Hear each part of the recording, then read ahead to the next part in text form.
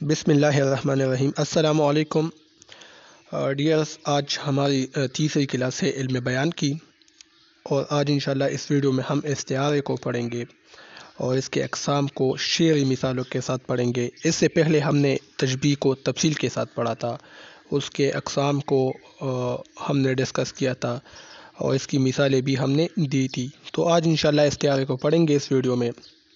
تو استعارہ کیا ہے؟ اس کو انگریزی میں میٹافرز کہتے ہیں اور اس کے لغوی معنی ہے ادار لینا، مگر علم بیان کی اصطلاح میں اس کی تعریف یوں ہے کہ جب کوئی لفظ اپنے حقیقی معنوں کے بجائے مجازی معنوں میں استعمال ہو اور اس میں تشبیہ کا تعلق موجود ہو تو اس کو استعارہ کہا جاتا ہے۔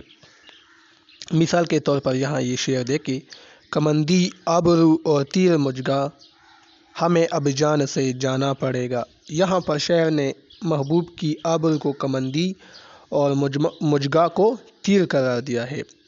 ٹھیک ہے، تشبیہ یہاں پر نہیں ہے، یہاں پر یہ استعارہ ہے۔ ڈائریکٹ اس کے آبرو کو کمندی کہا ہے اور اس کے مجگا کو پلکوں کو تیر کہا ہے۔ تو یہ اس کی مثال تھی۔ یا ایک اور مثال یہاں پر دیکھیں: صنم کہتے ہیں تیری بھی کمر ہے، کہاں ہے کس طرف کو ہے کدھر ہے۔ تو یہاں پر صنم کا لفظ مستعار لیا گیا ہے اپنے محبوب کے لیے۔ صنم کہتے ہیں بت کو، بت کسی کے ساتھ باتیں تو نہیں کرتا، تو اسی لیے شعراء حضرات اس صنم کو اپنے محبوب کے لیے استعمال کرتے ہیں، کیونکہ محبوب کو بھی وہ کئی باتیں کرتے ہیں لیکن محبوب اس کو جواب نہیں دیتے، تو اسی وجہ سے محبوب کو بت سے تشبیہ دیتے ہیں یا صنم اس کو کہتے ہیں۔ تو یہاں پر صنم کا لفظ آیا ہے تو یہ استعارہ ہے۔ کیوں استعارہ ہے؟ کیونکہ ڈائریکٹ انہوں نے کہا ہے کہ صنم کہتے ہیں تیری بھی کمر ہے، یعنی اس نے نہیں کہ صنم کی طرح یا صنم کے مانند، ڈائریکٹ انہوں نے کہا ہے کہ صنم، تو یہ لفظ یہاں پر استعارہ ہے، مستعار لیا گیا ہے تو یہ استعارہ کہلاتا ہے۔ ارکان استعارہ، تو ارکان استعارہ 3 ہے۔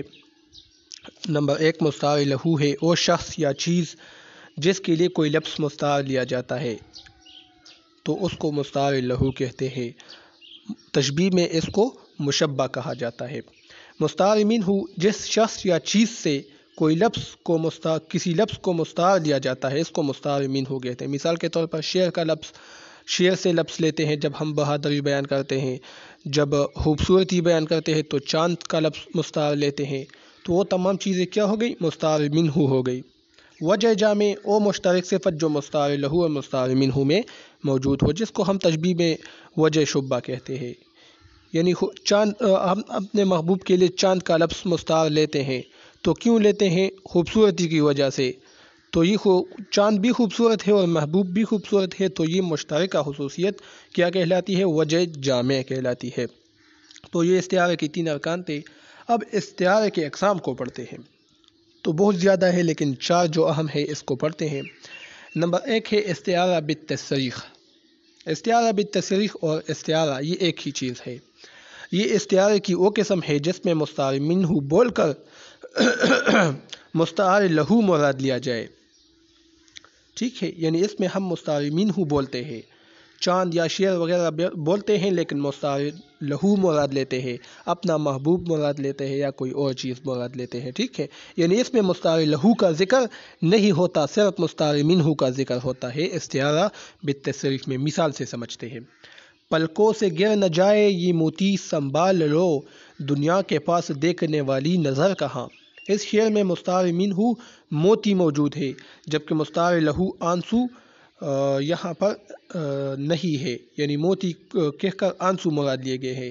یعنی دیکھیں یہاں پر آنسو کا لفظ موجود نہیں ہے، مستعار لہو یہاں پر موجود نہیں ہے، مستعار منہ موجود ہے۔ مستعار منہ کیا ہے؟ موتی۔ ٹھیک ہے، یعنی شاعر نے آنسو کے لیے موتی کا لفظ مستعار لیا ہے۔ موتی کا لفظ کیوں مستعار لیا ہے؟ کوئی خاص خصوصیت تو ہوگی نا کہ انہوں نے آنسو کے لیے موتی کا لفظ لیا ہے، تو خاص خصوصیت ہے چمک کو، موتی بھی چمکتی ہے اور آنسو بھی چمکتے ہیں، تو وجہ جامع اس میں چمک ہو گیا۔ ٹھیک ہے، یعنی یہاں پر انہوں نے آنسو کا لفظ استعمال نہیں کیا، مستعار لہو کا یہاں پر ذکر نہیں ہے، مستعار منہ کا ذکر ہے موتی، تو یہ کون سی قسم ہو گئی؟ استعارہ بالتصریح۔ ٹھیک ہے، استعارہ بالکنایہ جو دوسری قسم ہے اس میں مستعار منہ محذوب ہوتا ہے. محذوب یعنی اسکپ ہوتا ہے. ہم انگریزی میں کہتے ہیں کہ اس چیز کو اسکپ کرو، تو اس کے لیے اردو میں لفظ محذوب استعمال ہوتا ہے. تو یہاں پر یہ مستعار منہ محذوب ہوتا ہے، یعنی جو اس کے الٹ ہے استعارہ بالتصریح کے. استعارہ بالکنایہ استعارہ بالتصریح کے الٹ ہے. وہاں پر مستعار لہو محذوب ہوتا تھا، مستعار لہو نہیں ہوتا تھا، جبکہ مستعار منہ ہوتا تھا. یہاں پر مستعار لہو ہوتا ہے، مستعار منہ نہیں ہوتا. ٹھیک ہے، یعنی یہ وہ استعارہ ہے جس میں مستعار منہ موجود نہ ہو، بلکہ یہاں پر مستعار لہو ہو اور مستعار منہ کی کوئی صفت بیان کی جاتی ہے. یہاں مثال سے سمجھتے ہیں. اے شمع صبح ہوتی ہے روتی ہے کس لیے، توڑی سی رہ گئی ہے اسے بھی گزار دے. تو یہاں پر انہوں نے ڈائریکٹ مستعار لہو کہا ہے. اے شمع ڈائریکٹ شمع کو کہا ہے. صبح ہوتی ہے روتی ہے کس لیے، یعنی یہاں پر اس سے مراد انسان ہے کہ آپ کیوں روتے ہیں. ٹھیک ہے، اور اس شعر میں موم کے پگھلنے کو رونے سے تعبیر کیا گیا ہے. تو یہ استعارے کی کون سی قسم ہوئی؟ استعارہ بالکنایہ. استعارہ اصلیہ یہ وہ استعارہ ہوتا ہے جس میں مستعار منہ اسم ہوتا ہے. یعنی جو لفظ ہم مستعار لیتے ہیں وہ اسم ہوتا ہے. اسم فعل حرف تو آپ جانتے ہیں نا.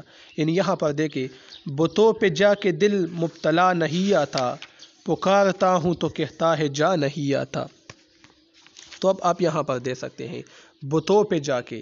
بت ایک اسم ہے نا، ایک چیز کا نام ہے. تو یہاں پر بت کا لفظ استعمال ہوا ہے، یہ اسم ہے. اور جب یہ اسم ہے تو پھر یہ کون سی قسم ہو گئی استعارہ کی؟ استعارہ اصلیہ. یا ایک اور مثال آپ دیکھیں، میر تقی میر کا ایک شعر ہے کہ پرستش کی یہاں تک کہ اے بت تجھے سبو کی نظر میں خدا کر چلے. اے بت تجھے، یہاں پر انہوں نے اپنے محبوب کو بت کہا ہے. جیسا کہ میں نے آغاز میں کہا کہ بت کیوں کہتے ہیں لوگ محبوب کو، تو یہاں پر بت کہا ہے. بت اسم ہے. اگر گرامر کے حوالے سے دیکھیں بت اسم ہے تو یہ استعارہ اصلیہ ہو گیا. اس طرح ایک اور قسم ہے استعارہ طبعیہ. یہ وہ استعارہ ہے جس میں لفظ مستعار فعل ہو، یعنی اس میں فعل ہوتا ہے مستعار. ٹھیک ہے، یعنی مثال کے طور پر دیکھیں، سودا تیری فریاد سے آنکھوں میں کٹی رات، سودا تیری فریاد سے آنکھوں میں کٹی رات، ہونے کو آئی صبح ہے ظالم کہیں مر بھی. اب یہاں سے مرنے کا لفظ مستعار دیا ہے. کس چیز کے لیے؟ سونے کے لیے مستعار دیا ہے. اور مرنا کیا ہے؟ یہ فعل امر ہے. ہم کہتے ہیں کہ مر جاؤ، یا ہم سادہ ہی کہتے ہیں کہ مر یعنی مرو. تو مر کیا ہے؟ فعل امر ہے. حکم دیتے ہیں کہ مر جاؤ. تو یہاں پر مر کیا ہے؟ ایک فعل ہے، فعل امر ہے. تو اور یہاں پر یہ مستعار بھی لیا گیا ہے سونے کے لیے. تو اب یہ کیا ہو گیا؟ یہ استعارہ طبعیہ ہو گیا، کیونکہ یہ ایک فعل ہے. یہاں پر جو لفظ مستعار لیا گیا ہے یہ لفظ فعل ہے، تو اسی وجہ سے اس کو استعارہ طبعیہ کہا جاتا ہے. تو یہ آج کی ویڈیو تھی.